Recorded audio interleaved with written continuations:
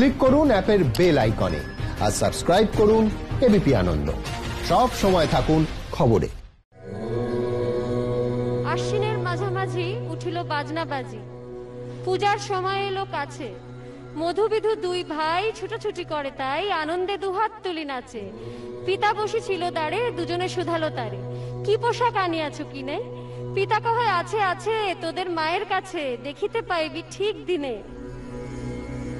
আমার পুজোয় ঘুরতে ঘুরতে চলে এসেছি তেলেঙ্গা বাগানের পুজোতে।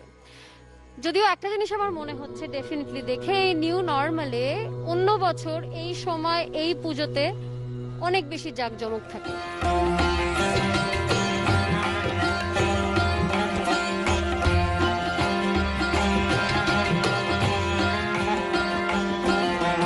তেলেঙ্গা বাগান কেন, অনেক জায়গাতেই এখন সেইভাবে জাঁকজমক এখনো শুরু হয়নি। তার কারণ হচ্ছে এখনকার নিউ নর্মাল পরিস্থিতি। কিন্তু আমরা একটা জিনিস দেখতে পাচ্ছি যে শুরু হয়েছে। মোটামুটি 90 সাল থেকে এনারা থিম পুজোই করে আসছেন। 90 সাল থেকে গত বছর অবধি তাই হয়েছে।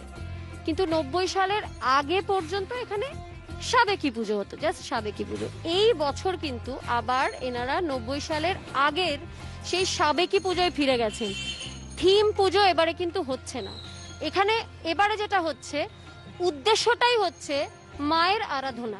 আমাদের যে মেন রোড আছে ওইখানে একটা জায়ান্ট স্ক্রিন বসানোর পরিকল্পনা আমাদের রয়েছে, যাতে লোকে যেতে যেতে গাড়ি থেকেই দেখে নিতে পারে যে তেলেঙ্গানায় ঢোকার প্রয়োজন পড়ল না, এমনিতেই তেলেঙ্গানায় না ঢুকে এমনি দেখে বেরিয়ে গেল। তেলেঙ্গানার মুখে একটা স্যানিটাইজ গেট থাকবে, থার্মাল চেকিং হবে, তারপরে আমরা 10 জন 15 জন করে ঢুকতে দেবো। ঠাকুরটাকে নিয়ে আমরা বিশেষ করে ভাবছি যে সেখানে আমাদের কিছু দেখাতে পারি কিনা, কেননা প্যান্ডেল যেটা আমরা করছি বাইরের দিকেই কিছু কারুকার্য থাকবে, ভেতরে খুব একটা কারুকার্য রাখছি না। এই কারণেই ভেতরে কারুকার্য লাগলে পরে দর্শনার্থীদের ভেতরে ঢুকতে দিতে হবে, এবং ভেতরে ঢুকতে দেওয়া মানেই একটা গ্যাদারিং সৃষ্টি হওয়া, এবং সেটা আমরা একদমই চাইছি না।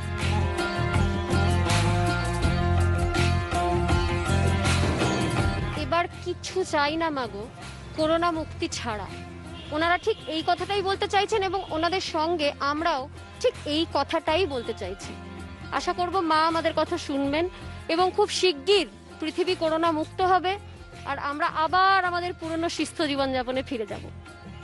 আজকের মতো এখানকার পুজো তো ঘোরা হলো, কিন্তু আমার পুজোর সঙ্গে থাকবেন, আরো পুজো ঘুরবো, আরো প্যান্ডেল দেখবো, আরো অনেক কিছু জানবো, সব আপনাদেরকে সঙ্গে নিয়ে। আজকের মতো টাটা।